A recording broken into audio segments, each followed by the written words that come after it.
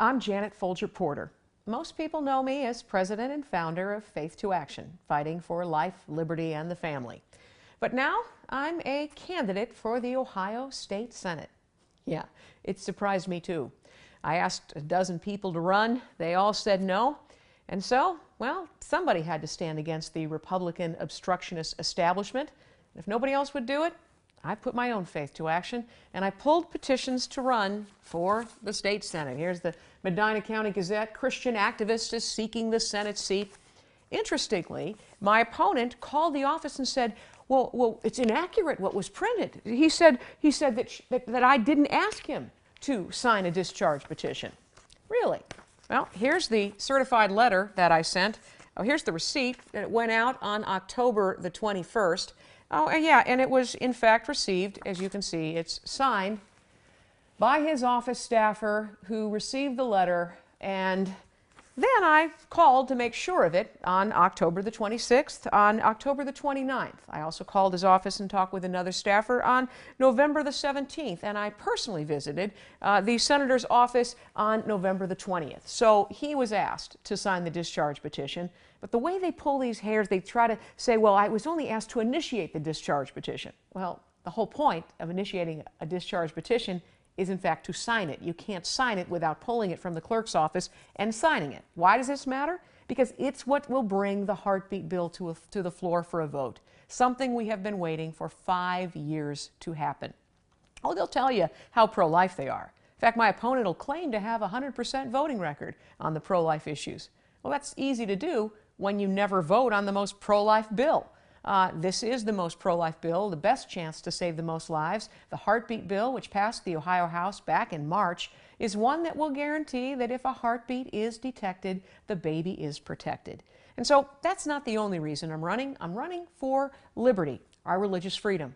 There's 3 bills, one of which I helped to formulate and to draft, that will guarantee religious freedoms for business owners and for those who are practicing their faith in the public square. And not one of them has been touched by the Senate. They don't seem to be that interested in religious freedom. But they do talk a lot about how they're fiscally conservative. Really? Because here's a memo from the Ohio Legislative Service Commission, and what do you know?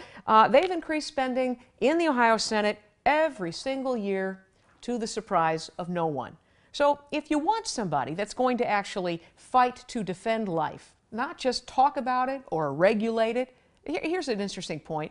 My opponent talked about the humanity, how it's inhumane what they're doing to the dead bodies of aborted babies. That's true. They're throwing them in landfills with yesterday's garbage. That's a bad thing.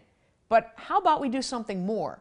More than treat dead bodies humanely, how about we treat live babies humanely? There's an idea. Then we wouldn't have dead bodies at all.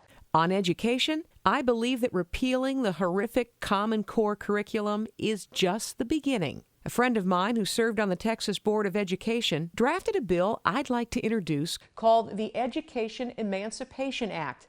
What does that do?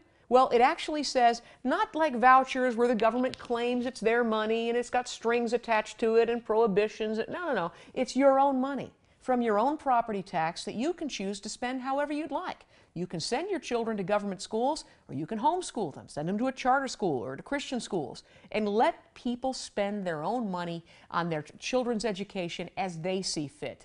It's a bill whose time has come.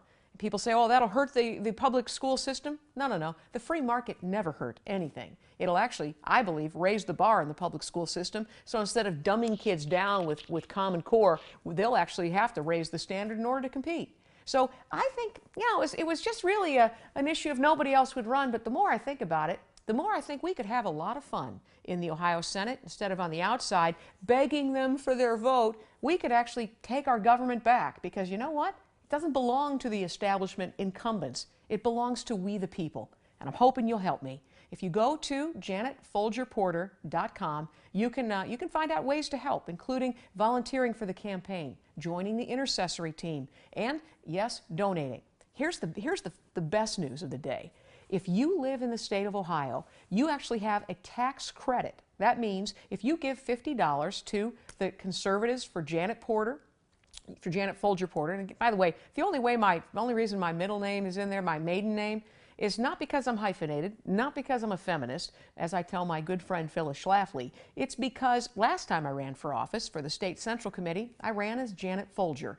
A lot of people knew me as Janet Folger. I wrote True to Life and The Criminalization of Christianity, a lot of books as Janet Folger, and now I'm married. I'm pro-marriage. My married name is Porter. So on the ballot and on the website, it's Janet Folger Porter, or Conservatives for Janet Folger Porter. And if you live in Ohio, you give a $50 donation, you'll be able to get that back on your taxes. If you're a married couple who files jointly, you can contribute $100. And again, you'll get that money back. So if you do it this year, before the end of the year, that tax refund will come and when you file your taxes this spring. And by the way, I'm also a strong defender of the Second Amendment, which is what Larry Pratt of Gun Owners of America said when he enthusiastically endorsed me for the Ohio State Senate. He said, quote, "She will be the same leader in the Senate she has always been to guard against government control of our firearms and infringement of our freedoms." Here's my concealed carry. I've had it for many years. I care about the First Amendment. I care about the Second Amendment.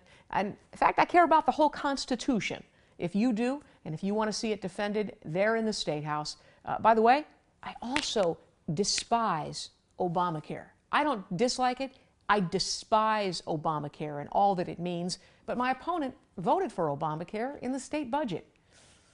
I hope you'll join me in doing something about it at janetfolgerporter.com. Thanks so much in advance for putting your faith to action so that we can take our government back